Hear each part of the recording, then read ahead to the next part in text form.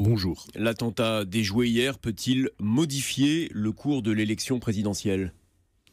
En tout cas, il doit appeler notre attention sur, si ça n'est pas déjà fait, les gens qui ne se rendaient pas compte du risque de la menace à laquelle nous sommes tous les jours exposés, avec plusieurs choses préoccupantes à l'intérieur.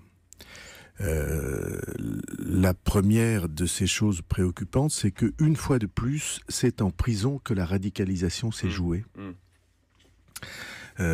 Et ça doit être pour nous quelque chose de très important. Ça veut dire qu'il faut bâtir au moins un système de renseignement pénitentiaire pour aider ceux qui ont la charge si difficile des prisons et qui sont eux aussi exposés à beaucoup de violence et beaucoup de risques. Et vous, François Bayrou, vous soutenez Emmanuel Macron. Quelle est sa proposition clé dans ce domaine pour lutter contre la radicalisation, dont on voit effectivement que c'est le phénomène qui a, semble-t-il, mené aux arrestations d'hier? Sa proposition clé, vous le savez, elle tourne en premier lieu autour du renseignement.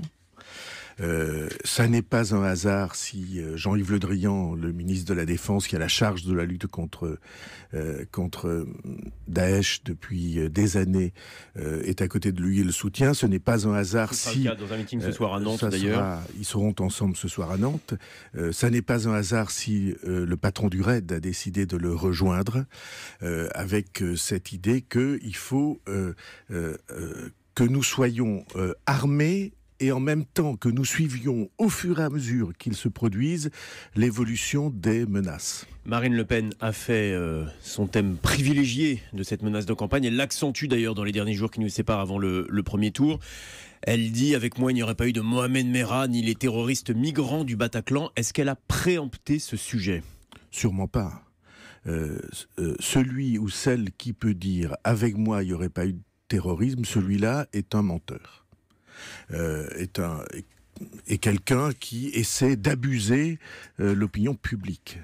Il n'y a aucun pays dans le monde, y compris parmi les plus autoritaires, je pense à la Russie, qui ait réussi à éviter que des drames de cet ordre ne soient préparés et commis sur son sol. Et donc, chaque fois que on ne peut pas dire aux Français, ni Emmanuel Macron ni un autre, je me présenterai devant vous et avec moi, il n'y aura plus de risque terroriste. Ce serait un abus de confiance. Vous voyez bien, tout ceci, ce sont des propos de tribune.